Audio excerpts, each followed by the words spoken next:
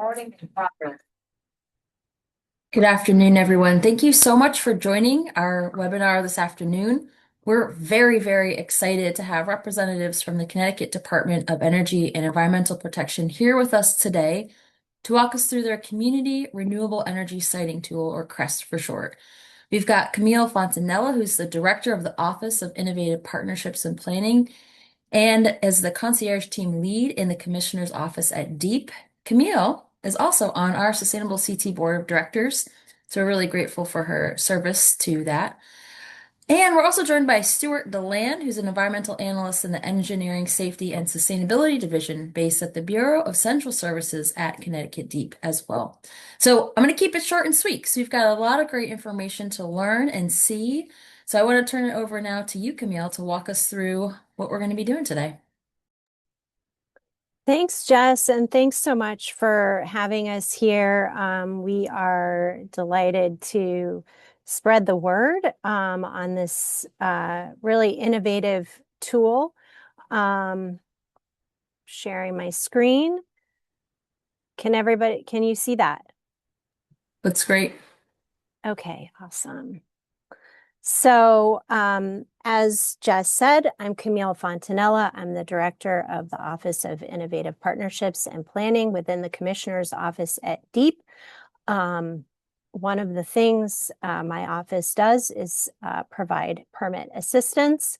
And so part of that is to, give outreach on some useful tools for permitting and siting. And incidentally, if you thought you were just hearing about a renewable energy siting tool today, it's actually a tool that is great to use for any kind of project siting. So just keep that in mind as we go through this. I'm going to do a little bit of an introduction here with some colleagues, and then Stu DeLand, GIS Master, is going to take over with a live demonstration. So, all right. So, CREST originators here. We have been thinking about this type of a siting tool and its uses for a long time here at DEEP. And some of my colleagues in this group are on the call today. Emily Tully from the Concierge team, I believe Eric Hammerling and Linda Brunza from the Office of Environmental Review and Strategic Initiatives is also here today. Let's see. Any other friends are here? Not seeing any, but we and Stu DeLand, of course.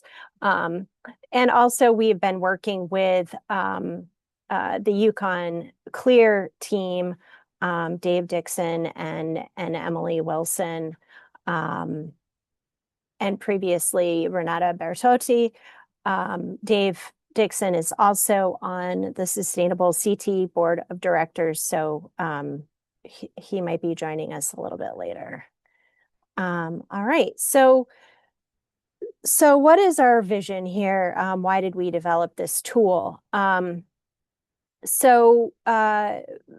The Governor Lamont, has set a goal for full decarbonization by 2040 for Connecticut. So this tool is part of that effort in just enabling a more transparent and efficient renewable energy siting process, which incidentally is also a goal 14 in our 20 by 26 initiative, which is the Commissioner's initiative for 20 process improvement measures to achieve by the end of 2026. And we'll be dropping some links in the chat here, so you can delve further into some of the things that I'm talking about. But and of course, we also want to conserve our environmental and natural resources equitably in all communities. So a siting tool such as this really helps folks look at the range of opportunities and provides this data to everyone, free access. All right, so we did get some advice in developing this tool. We gathered a group of advising organizations, over 25 of them, which we called the CREST Collaborative, to really get feedback. And as you can see, our stakeholders here range from natural resource advocates, to farmland advocates, to solar developers, other state agencies, and electric utilities. So we really tried to cover the gamut in terms of having a tool that is useful to everyone for siting purposes. Just a brief background. I said we've been thinking about this tool for a couple of years, and indeed we have. And in fact, the General Assembly passed Public Act 2431 in May of 2024, requiring a development of such a map. But being the overachievers that we are, we really tried to be innovative and push the envelope here, and delivered something very special and unique to really make sure that everyone had access to all of our data sets in one place. So we launched a year later, in May of 2025, and we've been giving webinars like this ever since. So, what do you need to know about CREST? So CREST is open and free access. It enables predictable siting decisions, so not just siting decisions for renewable energy, but really for any project. And it's very easy to use, and it's free, and it can be, like I said, can be used for any type of spatial research. So we see the tool as beneficial across both public and private sectors.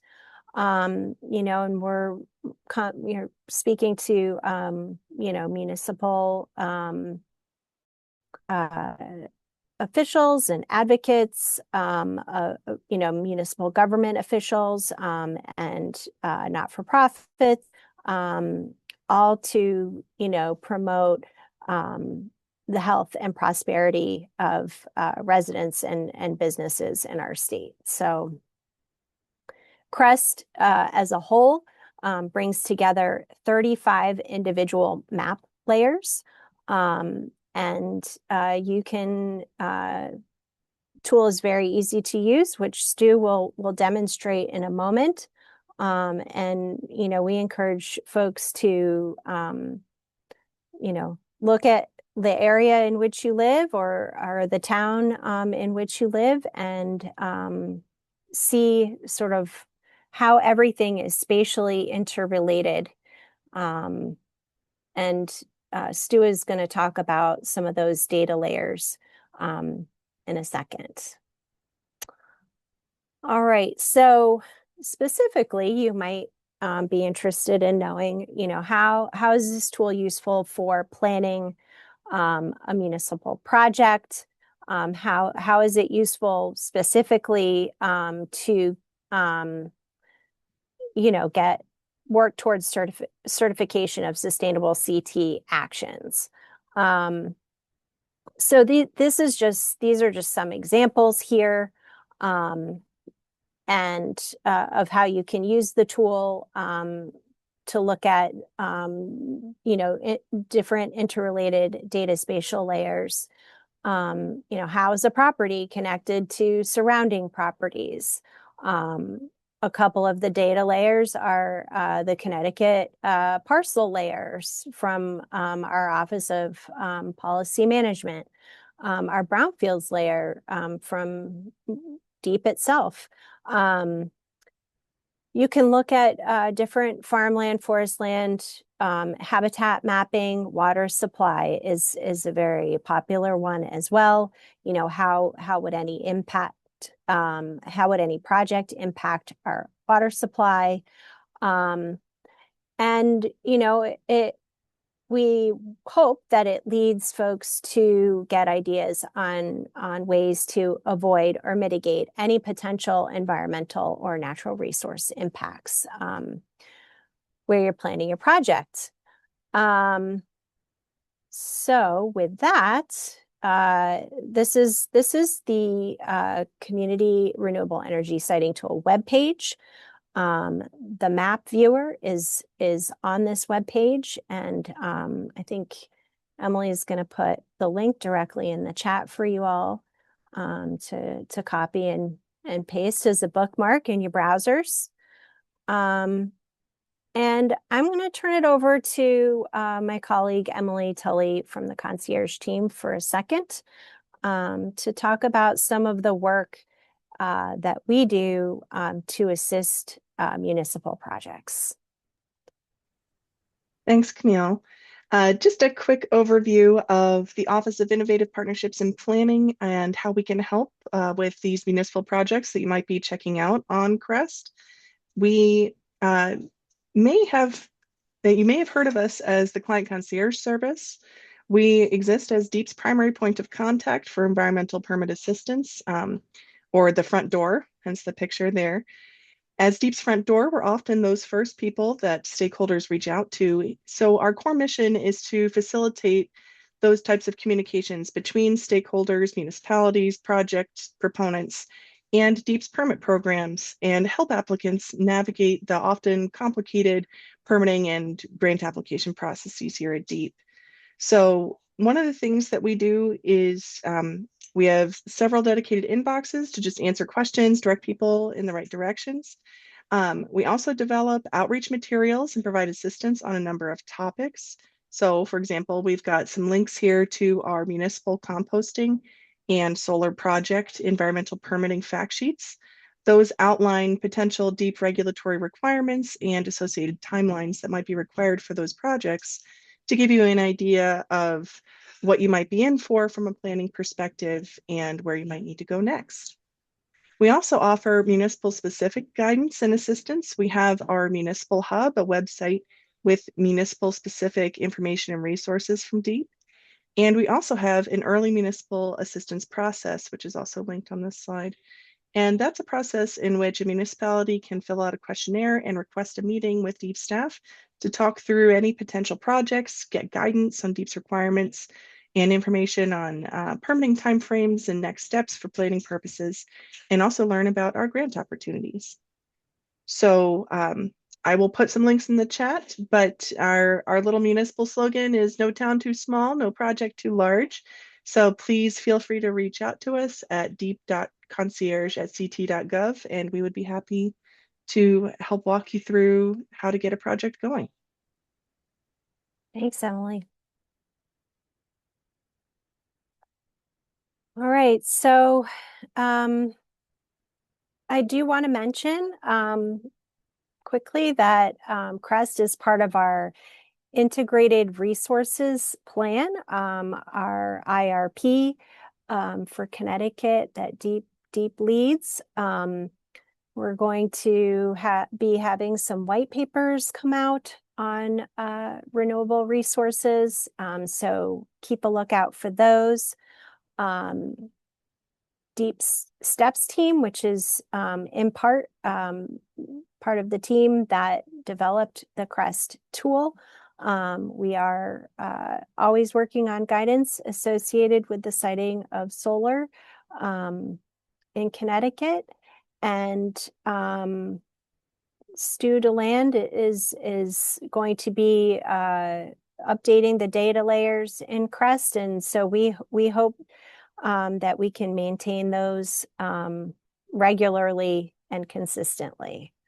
And if you ever have any questions about CREST, you can write us at deep.steps@ct.gov, or the email that Emily mentioned before, which is deep.concierge@ct.gov.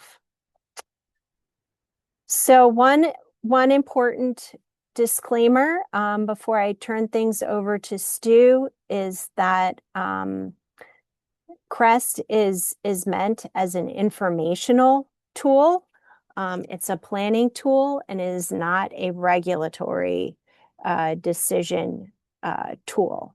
So, we wouldn't want it to be used to make regulatory decisions, although it is certainly very useful, as I said, to see how things are related when it comes to the environment and natural resources and land use in Connecticut. So,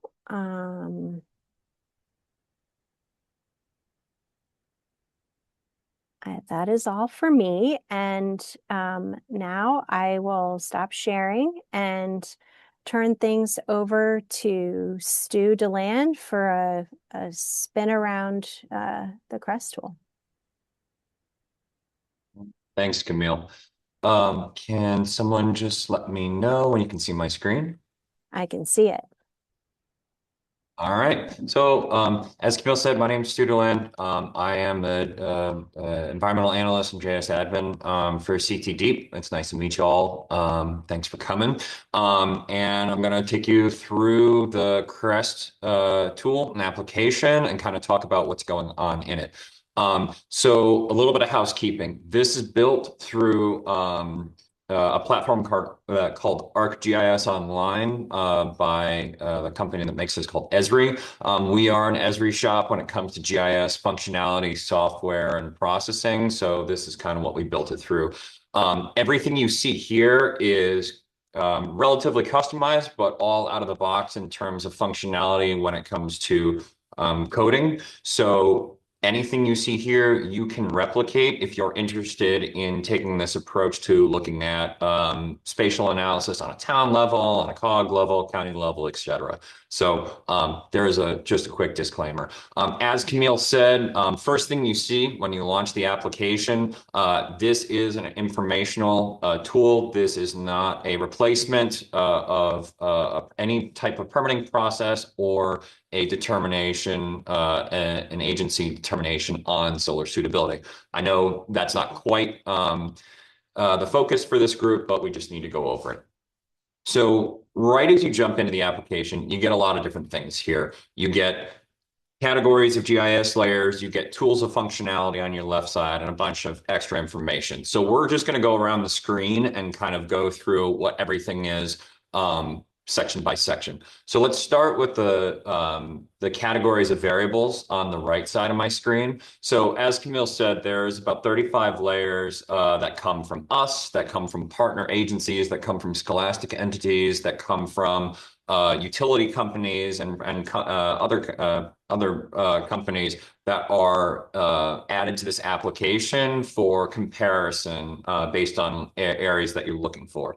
So I'm going to turn on a couple of layers as we talk through what else is going on. So I think natural diversity database areas is a very common one that people are interested in, and also core forest and forestland habitat. So let me just zoom into an area that looks like it's got coverage of both, and we'll keep going.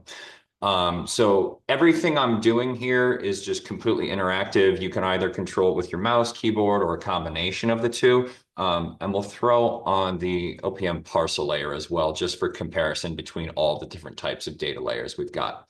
So as you can see on the right side of the screen, I'm controlling each of these layers just by toggling them on and off, kind of similar to Google Earth if you've ever used it or something like that. And we split them up by overarching categories. So water, forestry and wildlife, geology, land use, interconnection, and demographic. And there's a varying number of layers from category to category. So make sure if you're accessing this to try and scroll through each, because some of these categories have a ton of layers and some of them don't have a lot at all. Within the individual categories, you'll see a couple things, a couple of similarities from layer to layer. One, in parentheses after the name of the layer, you'll be able to see the source. This is important just because we're pulling from so many different locations. Obviously, we're deep. Majority of the layers are coming from us in terms of authoritative data sources, but we use a lot of other information here. Like, for example, within water, we're using one of the DPH layers that's consumable. We have FEMA data that's coming in from the federal government. And if you look down in interconnection, you'll see that we have United Illuminating and Eversource as well. So if you're ever confused and don't want to look at the metadata, which we'll get to later, about where a certain data layer is coming from, just look at the parentheses and that'll give you a good idea. Second, if you'll notice, some of the GIS layers from category to category have asterisks after the name. So we've got a little quick legend at the top. And again, this is going back to regulation and permitting, or what would be required based on what you're looking at in the map. So this is a good example. So Natural Diversity Database has a single asterisk. If we look at the top, regulatory involvement is associated with this layer. And then core forest has two asterisks, and permitting, and that means that permitting or approval associated with the layer may be required by either DEEP or Department of Agriculture. So just something to keep in mind as you're looking at different GIS layers and comparing them to what you're seeing on the map. But so that's the right side of the screen. This is your variables. This is your data that you want to reference. These are the things that are going to be interacting with a potential site, parcel, or location that you're interested in. Let's move over to the left side of the screen. We'll skip the controls at the top left for now and move down to these individual tools.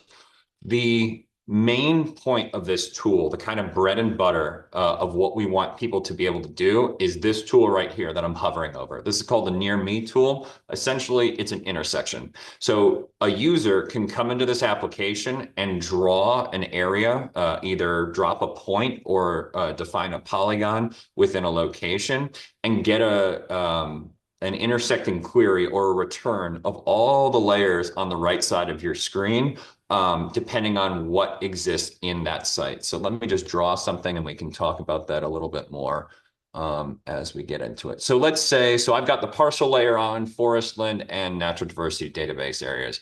Let's say I was interested in this parcel right here that we can kind of see next to the road that we know has clear intersections with these two layers, but we also want to see what's going on with other layers in this location. So I just drew a polygon. We'll notice there's a little analyzing loading bar. Wow, that's pretty quick. Loading bar within the Near Me tool.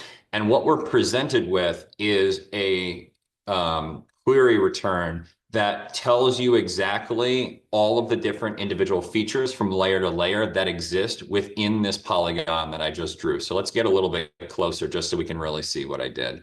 The black hatching is natural diversity database areas. The green polygon is the core forest. And this black polygon, this hollow black polygon, is what I just drew.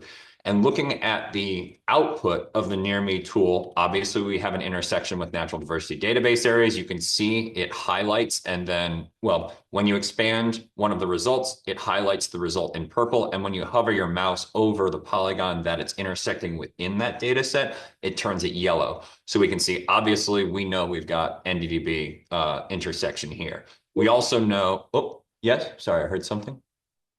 All right, anyways, we also have core forest interaction here. So these are large polygons. So there's a lot of it is covered here. But again, hovering your mouse over it is going to highlight it yellow. As we go down the list, these are the other layers that we don't even have on, but the application is telling us that these are also being covered or intersected within the site that we chose. So groundwater classifications, NRCS, fresh, different wetlands designations. You can also see those rendered. some of the different types of soils classification. We've got a distressed municipality based on environmental justice that exists in this area. And obviously the parcel layer, because we're using the parcels to compare to this. But anyways, this, if you take nothing else away from what I'm talking about today, take this away. This is the most important thing that we want people to be able to do, is spatially intersect different layers in a location of interest and see what intersections exist there. So that is the Near Me tool. I'm going to wipe this user drawn polygon just so we can keep going down the list. The second way you can augment this application to suit your purposes is just by adding your own data. So all of this exists in a GIS data format. You can add data, other data layers from ArcGIS Online. If you've got your own org, you could switch it to the Living Atlas if you wanted to intersect any types of layers that exist. Or if you know, this is a little more GIS techy, but if you happen to know of hosting GIS servers that offer you REST URLs. The FEMA flood hazard zones, as we see in the water category, comes to mind because that's a huge layer that they serve out for free to the public. You can add them here. The most interesting option in the add data section is the ability to add your own files to this application. So you can add GIS layers or spatially aware CSVs or KMLs into this application, but the trick here is that no one else will see it. These layers are not persistent after your session ends within the application. So when you close the tab out, close your browser out, the layer will not persist. So this is a great way of taking data layers that you don't really want to share to the public. They're in draft form, they show sensitive information, something like that, and compare it against this catalog of GIS variables without other people seeing it. So if you're, again, if you're using Esri tools like we do, shape files are fine. You can export stuff if you're used to editing pins or dropping shapes within Google Earth, you can export as KMLs. Or if you're a person who works in the field and are more comfortable with GPX, so GPS units or any of the outputs from stuff like that, you can also add this here. So non-persistent data uploads allow you to compare shapes of things of interest that you might be interested in to what already exists in the application. So it's another way to make your analysis a little more robust. Moving down the list of tools, this kind of arrow triangular icon is just coordinates. You can change or it will tell you the projection system that you're in. We are going to be locked into WGS just because this is online.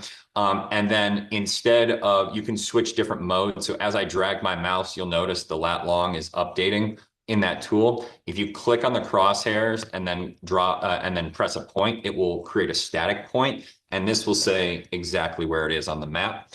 There's a copy tool here. So if you're interested in the lat longs of a location, and you knew the street address or you knew what it looked like, but you didn't know the actual coordinates, you can copy these data layers using that copy to clipboard into a text document, into a Word document, into a Google Sheet or something like that, and take the information gleaned from that outside of the application. So that's a useful thing to have. I don't want that to persist. Thank you. Next tool, similarly, this is measurement. You can do linear or you can do area-based measurements, feet, yards, miles, square feet, square miles, acreage, things like that. It will clip to different features that are present on the map as you have layers going. So if you don't want it clipping to NDDB or something like that, but you do want it clipping to the parcel layer, for example, you can turn off certain layers and you'll get a return of the distance of the measuring tool. Same thing with a polygon. If we want to switch to polygon, we could go to acres, because I know that's kind of a standard in surveying. Let's say we're interested in the acreage of this polygon right here, if I can draw properly. More or less, you get the idea. It will return the area, so both perimeter and area of the shape you're trying to draw. So pretty useful. Again, not something not groundbreaking or anything, but something you could copy information out of this tool application and add it to a document or add it to future things you'd be looking into. Turning the layers back on for the next tool going down this list is the legend.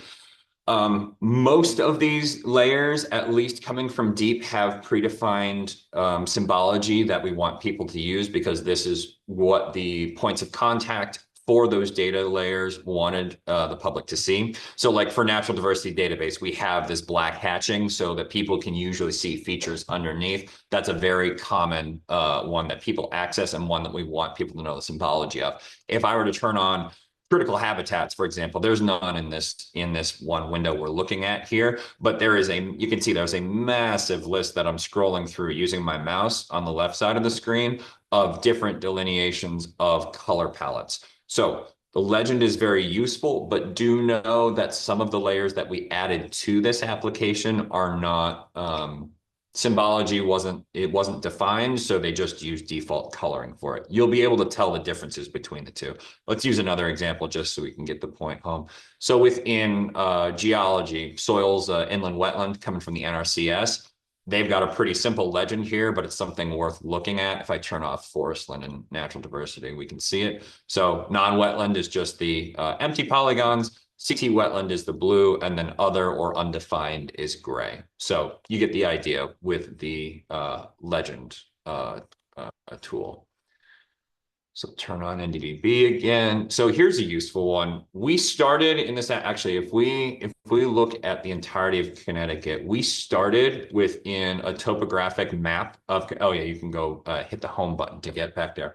We started looking at topography. This is useful. Obviously, you see points of interest, places of interest, water bodies are pulled out, obviously major routes and things. One of the more useful things once you get to a site-specific location is you can switch using the base map gallery from topo to imagery, which is relatively up-to-date aerial imagery, or imagery labels if you want a little more designation. So now we're looking at, I don't remember exactly where I was, but we probably go around somewhere like this. So now we're looking at these areas in conjunction with the layers. Oh, good, there's some. We're looking at these areas not only with our GIS variables and layers visible, but also with actual ground imagery. So the imagery is not, this is not going to be taken, unless you're really lucky within the last 10 days, 5 days. I've found a variation of a couple of months to a couple of years for the base maps that Esri use. So if you're expecting to see development, or drastic changes in the landscape, thinking mowing, thinking forest clearing, thinking new buildings, things like that. If it's really new, you probably aren't going to see it with the aerial imagery. So it's just something to keep in mind, but it's still very useful if you know an area very well to look at the aerial imagery of that area. So just something to keep in mind. And we have a couple other options within the base map gallery as well. And we'll move out of there. Last tool in this, actually, let's switch to streets just for slight different. So this streets-based map is very highway, local road, and small road adjacent centric. So it'll be better for directions and things like that. Last tool we've got in this side is the print tool. So all of these different things, all of these data that you've added in, maybe you've added your own layers, maybe you've drawn a couple of shapes using the measurement tool, maybe you've drawn your own user-defined polygon or point using the near me tool. All of these things can be captured in a PDF output print. So all you need to do when you launch the print widget is hit the show print area. This is telling you on the screen exactly the extent of what you're going to get out when you export this. So you can make sure that the features that you want to highlight, like for example, this NDDB area within the core forest, is going to be captured. You can switch it between landscape and portrait, pretty straightforward stuff, but we need to let the processing through the browser work for a little while to get that done. A note about this tool and about initial load-ins when you're using the application.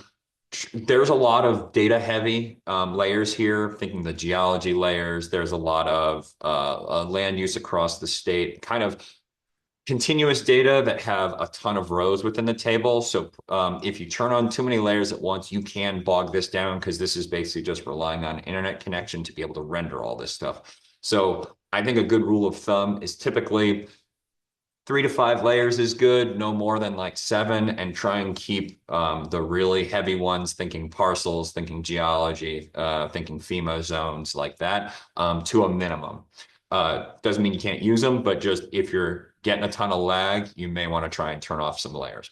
So anyways, the print tool is done, and all we get is a downloadable PDF that is a representation of this area. It does a couple things. So we got obviously kind of a little default title.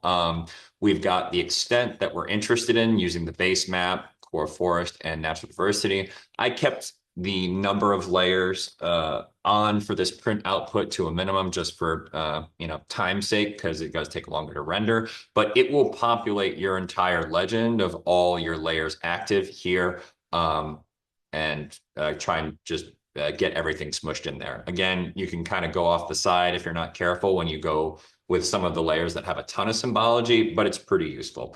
It'll give you the date and time of export. And then again, we've got a little disclaimer at the bottom here about how CREST should be used.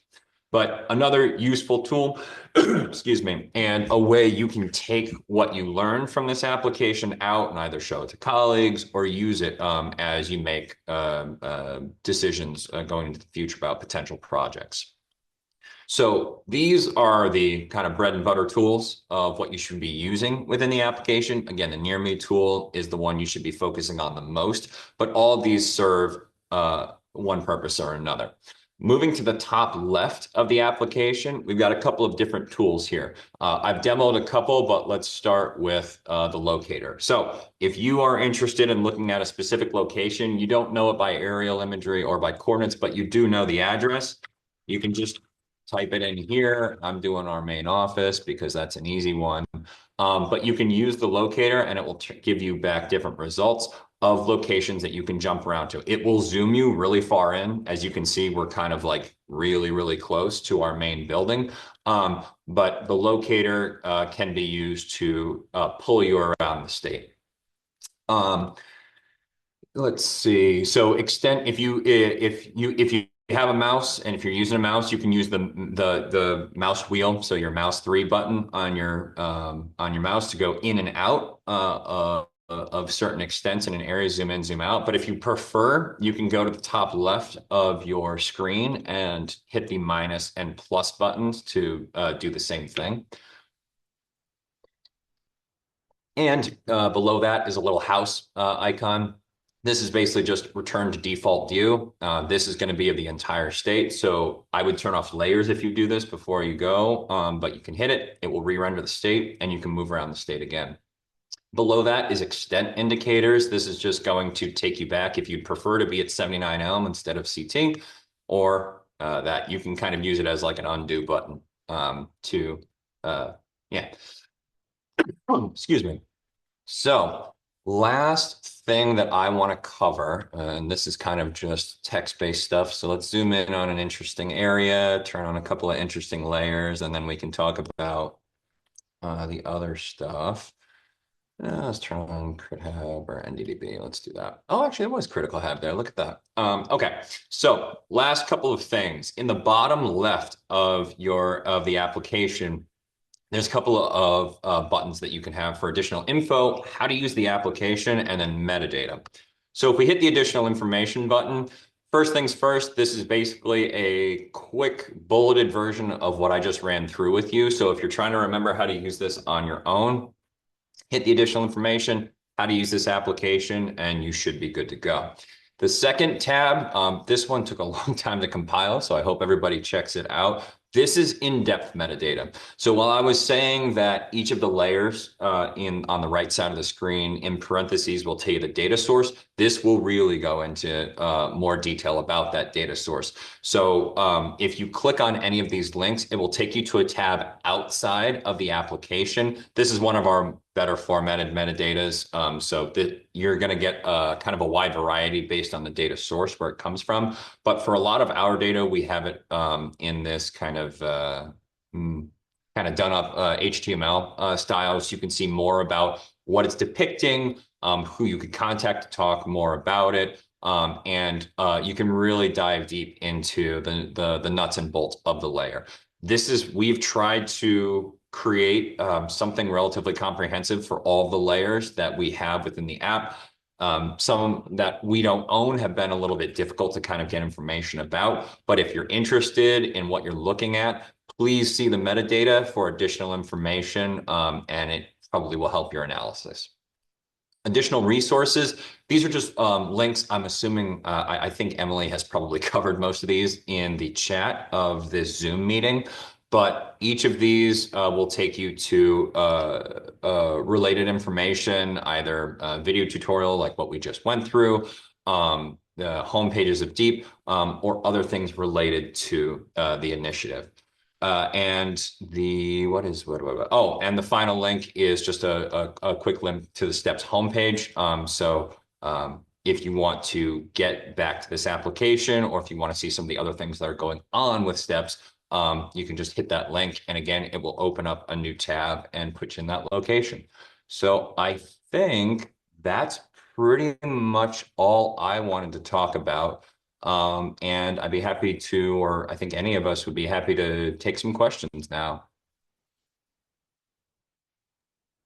Thank you so much, Stu, Camille, and Emily. Yeah, please, if folks have questions, you can use the chat, or we are a relatively manageable size group. So if you want to take yourself off mute and verbalize your question, that works too. Stu, you're getting some shout outs in the chat. Okay. Yeah. And lots of shout outs. I mean, this is really an amazingly powerful tool. So while folks think of their questions, I have one, and I know you mentioned the metadata's in there and it's extensive. And Yes. that's probably where folks would see how often the data is updated for the different layers. Is there a quick way to Yes. compare updates for data layers? Yes. No, and this kind of, oh, I think yes, there is, I did. Stu. Okay. Yeah, just not to speak against what you're saying, but I think in that fact sheet that I highlighted in the chat, you can get a quick, if you want something less complex than the metadata. Yeah, that's right. You can see how often it is updated in general.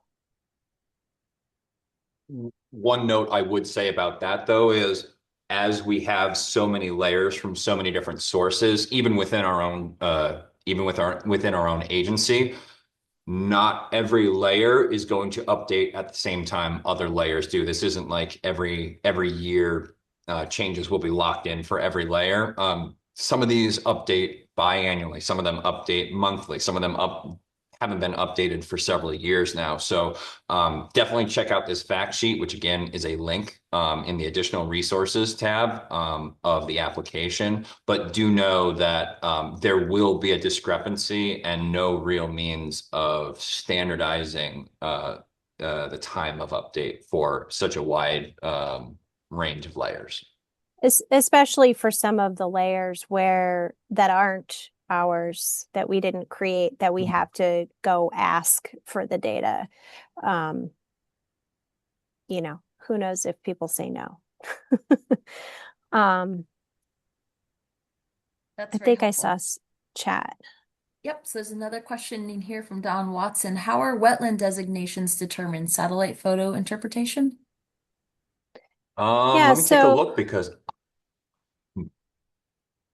that's going to be based on the soil type, the NRCS data layer, and I wouldn't say that they are a delineation that should be used in place of boots on the ground work, but it is something that you can use as a screening tool.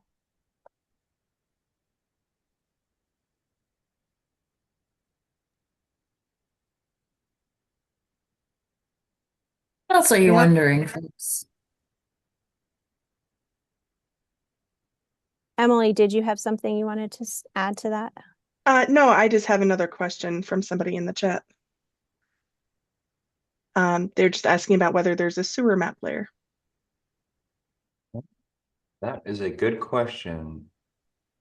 It depends. So no, while Deep does have a connected sewer service areas layer, it's not part of this map. No.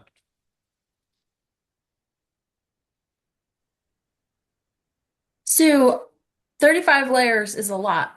I'm Yes. wondering, how did you pick these layers, and are there other data sources that are on your radar to potentially include at a later date? Absolutely. So I think this goes back to one of the slides Camille showed. When we had oversight from all of those different entities, Scholastic, other agencies, utilities companies, et cetera, a lot of them either offered us layers, told us layers to go find, or told us layers not to use. So a lot of this, so we kind of came up with an initial list of typical layers that we see used in permitting and otherwise. But a lot of this list came from that core group of people that we were talking to throughout the process of building this application. And then, yes, there are other layers that we definitely want to add to this application in the future. Some of them escape my memory right now, but I do know for a fact, like, because I'm working on it, brownfields is getting like a huge overhaul. So while that exists in one form, I think these are actually points. At the moment, we're moving to a parcel-based delineation of brownfields with funding sources in conjunction with the EPA. So there are additional layers. That's the first one that came to mind, but we definitely will be adding more in the future. And to build on that, if the sewers or another data layer is available from a different source, could it be added for visualization purposes, not necessarily as a permanent addition to CREST? Yep. Yeah, absolutely. So again, anything like that can be added through the add data tool. You could add, if you had a file for your specific town or wherever you're looking at, you could add it here. You could add it through a REST service, through an ARC server that you knew exist. Or I think, let's see if I can do this. Seeing as we do it, let's see if we can find connected sewer service. There we are. So we've selected that, we've added that. Let's zoom to, oh, it's going to think for a second. Okay, it's going to load for a second because this is a pretty big layer, I think. But this, what I just did is how you can add it to and visualize it on the map. Oh, sorry, I didn't hit the. So this is our connected sewer service area. I don't remember the exact metadata for this, so I would go check out that layer on our GIS Open Data Hub, how to interpret this data.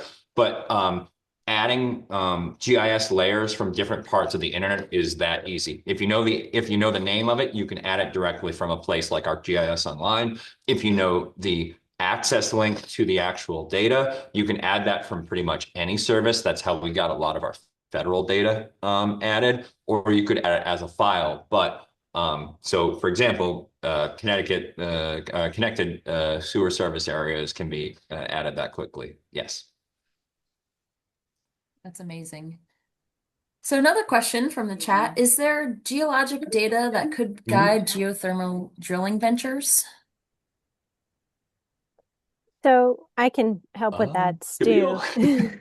So,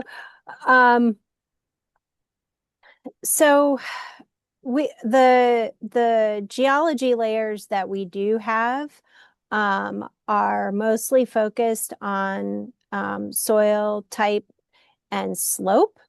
And that does go back to the original purpose of the tool as a solar siting. But I really like that question.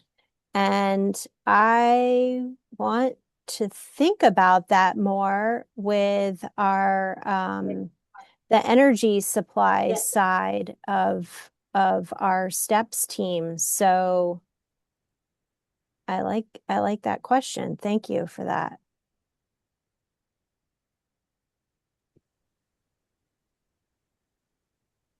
Questions from folks. So we work with towns as you know, from Sustainable Hmm. CT, and you mentioned some ways you hope that folks use this program. Are there any ways you've seen specifically towns or municipal commissions use the CREST tool?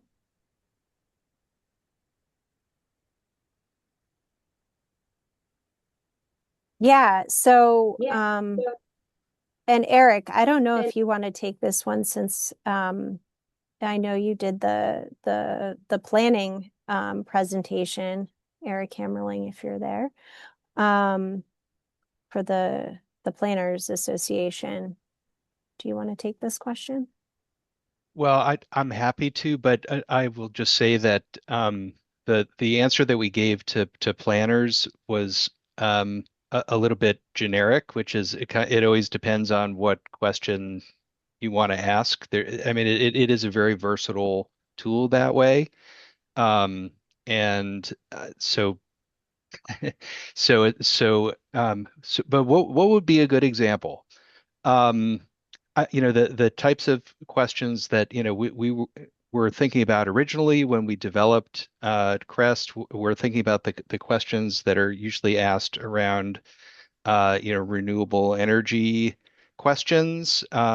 Usually those are related to, what is it close to? Is it close to, existing infrastructure? Is it near or far away from, natural resources that might be vulnerable?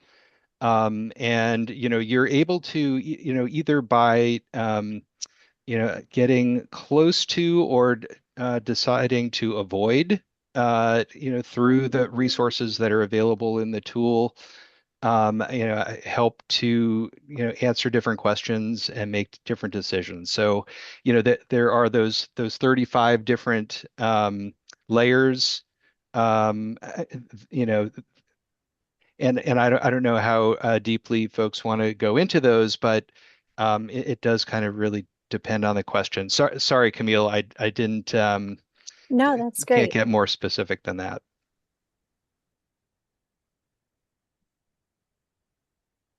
Thanks, Eric. So there was a question in the chat. Camille, you answered it, but maybe just to say it out loud, what's the purpose of the natural diversity layer? Sure. Well, the NDDB layer, as we call it, shows where threatened or endangered species are, where they have been documented previously. Although, obviously animals move and plants grow in different places in similar habitats. So, but for now, this is the information that we have on threatened and endangered species. And so the reason why this layer is important to know about is because, so for example, say you're planning a solar project and you have a parcel of land that has an NDDB area or blob in it, or over it. Then you can know that there are potentially threatened or endangered species that exist in that area.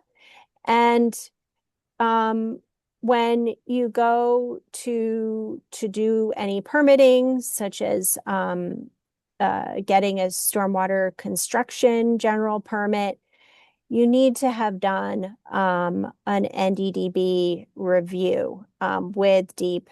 You need to request a review before you can apply to that permit.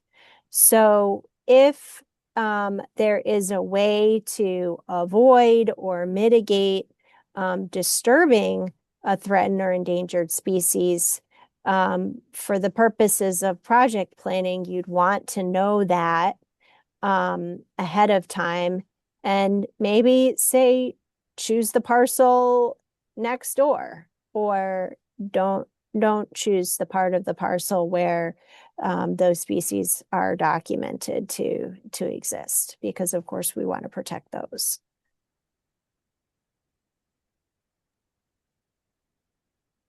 Thanks, Camille. All right, folks, one more shot for any questions you've got.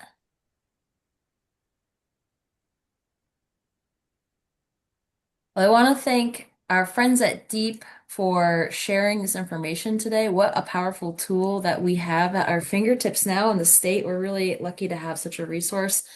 If folks have questions, Deep has answers, and the concierge team is available to support you on your journeys as you're figuring out how to use this tool to support the work that you're doing in your community. So really, thanks, Stu. Congrats on this project. Thanks, Camille. Thanks, Emily. Thanks, Eric, for making a celebrity guest appearance. Really, this is a wonderful tool. So we will be sending out the recording as well as the slide deck that you saw today. So everyone, thank you for joining us and have a wonderful afternoon. Thank you for having us. All right, Appreciate thanks you. all. Take care.